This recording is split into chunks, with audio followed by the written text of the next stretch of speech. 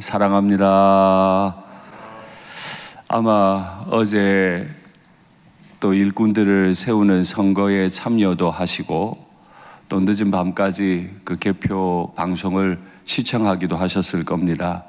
아마 대부분의 지역에서 일꾼들이 거의 다 발표가 되는 듯한데 우리는 또 기도해야 합니다. 투표를 통해서 우리의 뜻을 보이긴 했지만은 또 세워진 일꾼들이 하나님 앞에서, 국민들 앞에서, 또 시민들 앞에서 반듯하게 행할 수 있도록 기도하면 좋겠고, 또 우리 자신이 하나님 나라의 일꾼으로 그렇게 우리가 기대한 것처럼 우리의 삶을 살아내는 복이 있으면 좋겠습니다. 오늘 시편은 매우 재미있는 시편 구조를 가지고 있습니다. 먼저 질문을 하면 답을 하고 축복을 하는 형태를 갖추는데요. 누가 하나님 앞에 합당한 예배자인가 질문을 하니까 어떤 사람들이 하나님 앞에 서는 예배자는 이러이러해야 합니다 라고 대답을 합니다. 그리고 그렇게 예배하는 자들을 축복하는 구조로 되어 있는데, 아마도 예배를 사모하는 사람이 어떤 사람이 예배자인가 질문했을 터이고 예배를 주관하는 제사장들이 대답을 했겠지요. 그리고 그 예배자들을 축복하는 권위를 가졌던 제사장들이 아마 축복하는 대답을, 그런 형식을 가졌으리라고 생각을 합니다. 먼저 질문합니다. 여호와여, 주의 장막에 머무를 자 누구 오며 주의 성산에 사는 자 누구 오니까? 주의 장막, 주의 성산, 다윗에게는 너무너무 그립고 애틋한 자리였을 겁니다. 누가 다윗에게 블레셋에 빼앗겼던 여호와의 법궤를 가져오라고 하지 않았어요. 누가 다윗에게 여호와를 위한 성전을 지으라고 명령하지도 않았어요. 그저 쫓겨만 다니고 있던 다윗이었기 때문에 그는 늘 하나님의 법궤를 사모했고, 그는 늘 여호와의 성전을 짓고 그 자리에 머물기를 원했던 사람이죠. 도망다니면서도 예배의 자리에서도 그는 늘 전심으로 하나님을 사모했던 자이기 때문에 하나님께 질문했습니다. 하나님, 하나님의 장막에 머무를 수 있는 사람, 여호와의 성산에 살아갈 수 있는 사람이 도대체 누구입니까? 그의 내면은 어땠을까요? 흔들림은 없었을까요? 끊임없이, 그것도 10년 이상 자신을 죽이려 덤비는 사울을 바라보면서, 그를 경험하면서 그가 과연 하나님 앞에 합당한 사람인지 아닌지, 그의 내면에 치밀어 오르는 분노는 없었을까요? 그 분노를 보면서 과연 이 모습으로 예배를 드려도 되는 건지 하나님 앞에 참 많은 갈등들이 있었을 거예요. 그래서 질문을 했겠죠. 제사장들이 그 질문에 대한 대답을 아마 한 것일 겁니다. 그러나 이것이 한 예배자와 제사장의 질문과 대답이 아니라 그의 한 내면의 질문과 대답이라고 말할 수도 있을 겁니다. 내가 과연 하나님 앞에 서도 되는 사람인가 아닌가 스스로를 점검하는 그런 질문과 대답이 오늘 이 새벽 기도 가운데 우리에게 있으면 좋겠습니다. 늘 열려있는 기도의 자리, 늘 열려있는 예배의 자리. 그래서 우리가 너무 가볍게 하나님 앞에 서는 건 아닌지 모르겠습니다. 제가 공부한 바대로 말씀을 드려보면 하나님 앞에 설 수 있는 사람은 크게 네 종류로 구별이 되는구나 싶습니다. 먼저는 일반적으로 그는 정직한 사람이라 해야 됩니다.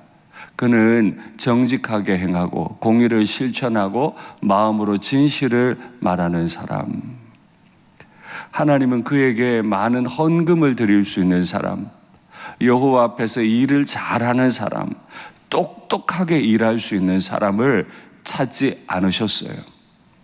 그랬기 때문에 다윗이 성전을 짓겠다 자원했을 때도 나는 사람이 지은 집에 거하지 않는다 대답하셨어요. 우리는 하나님 앞에 예배 드릴 수 있는 사람이 똑똑한 사람, 예물 잘 드리는 사람, 봉사 잘하는 사람이라고 생각하나 그의 마음이 진실된 사람, 입으로는 하나님을 말하나 속으로는 나 자신을 위하는, 이것이 반복되면 나중엔 자신 스스로도 속입니다. 분명 마음으로는 자신을 위한 것이었는데 어느덧 나 자신이 마치 주님을 위하는 사람인 것처럼, 하나님은 기쁘게 예배를 받지 않으시는데 내 예배를 하나님이 받으시는 것처럼 얼마든 착각할 수 있습니다. 여러분께 묻겠습니다.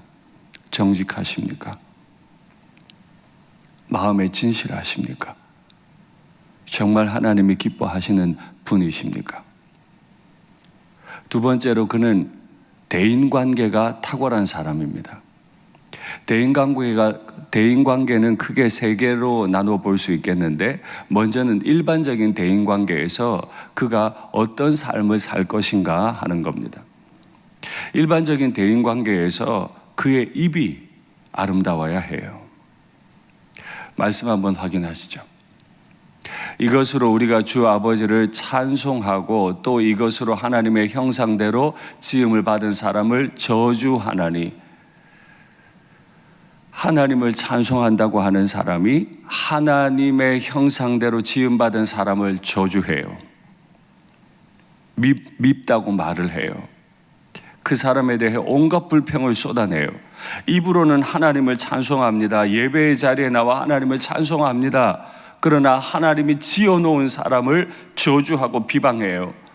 한 입에서 찬송과 저주가 나오는도다. 내 형제들아, 이것이 마땅하지 아니하니라. 샘이 한 구멍으로 어찌 단물과 쓴물을 내겠느냐. 샘이 한 구멍으로 쓴물과 단물을 낼 수 없다는 이 비유는 우리 마음이 쓴물과 단물을 동시에 낼 수 없다는 말이에요. 하나님을 사랑하는 사람은 하나님이 지은 형제도 사랑하게 될 것이고, 하나님을 사랑하지 않는 사람은 하나님이 지은 형제도 사랑하지 않을 거예요.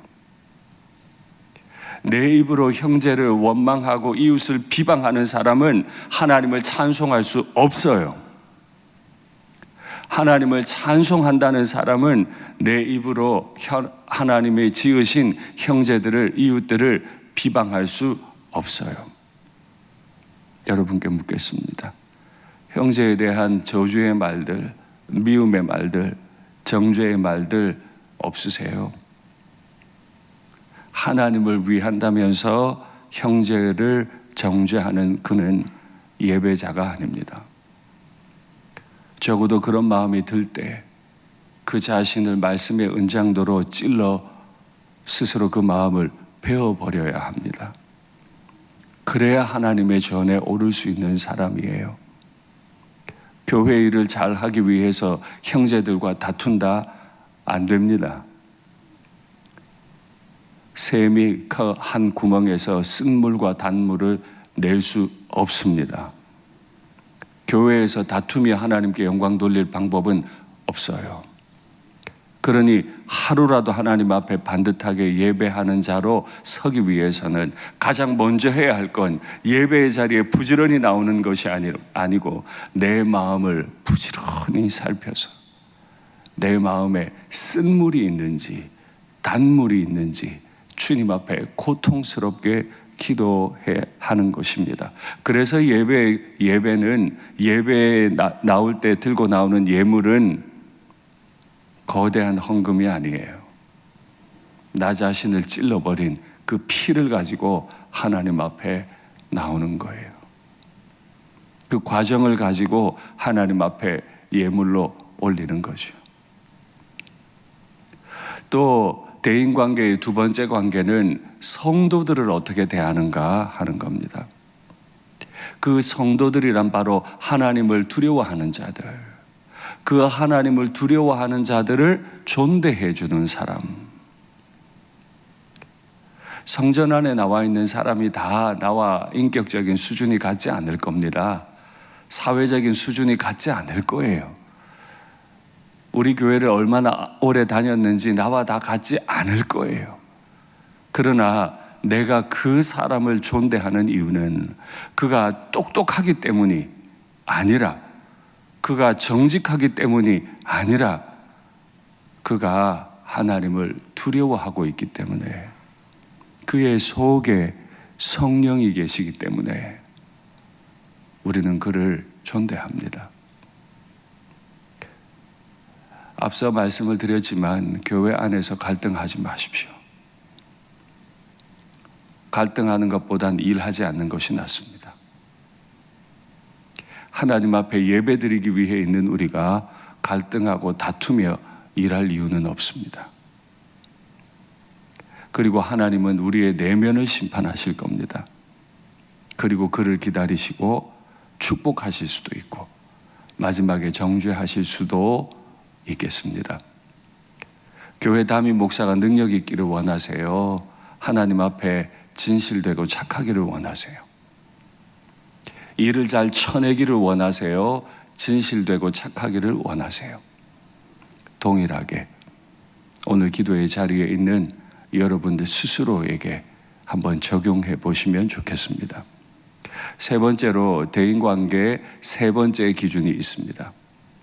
그 대인관계 세 번째 기준이라고 하는 건 우리 자신이 하나님 앞에 어떤 권위를 받았을 때 그 권위를 어떻게 쓸 건가 하는 건데, 사람들은 보통 권위를 가지면, 돈이라고 하는 권위를 가지면 이자를 받기 위해 돈을 구워줄 수 있습니다. 남들의 고통을 자신의 기회로 삼는 겁니다. 남들의 연약함을 자신의 기회로 삼는 거예요. 혹은 뇌물을 받고 참 권위 없는 사람들, 자신과 다른 사람, 연약한 사람들, 그들을 어렵게 만들어 버리는 거죠. 권위를 가질 때 특별히 주의하십시오. 이 기준으로 본다면 일상교회 담임 목사는 가장 조심해야 할 것이고, 장로님들도 아주 조심해야 할 위치에 계신 겁니다. 각 기관의 부장으로 섬기시는 분들 조심조심 하셔야 합니다. 혹 내 말이, 내 결정이 어떤 지체들을 어렵게 할 수 있기 때문에, 내가 하나님을 위해서가 아니라 나 자신을 위해 권위를 가지려 할 수 있기 때문에 정말 조심하셔야 합니다. 이런 자들은 요동하지 않으리로다 라고 제사장이 축복하는 거예요. 다윗은 어릴 때부터 양의 뒤를 따라다니며 늘 요동하는 인생을 살았습니다. 영웅이 차라리 되지 않았으면 더 안전할 뻔했는데, 영웅이 된 이후로 그는 장인에게 칼을 맞으며 도망을 다니기를 10년을 했습니다. 그는 예배의 자리에 오를 수 있을까요? 예, 예배의 자리에 오를 뿐 아니라 요동하지 않았습니다. 말씀을 맺겠습니다. 하나님이 기다리시고 하나님이 축복하는 예배자는 누구입니까? 능력 있는 사람입니까? 지혜로운 사람입니까? 아닙니다. 그 마음이 진실된 사람, 하나님의 형상을 따라 지음받은 사람들에게 잘하는 사람, 그가 흔들림 없이 하나님의 집에 살고 머무는 복을 받게 되리라 믿습니다. 같이 기도하시죠.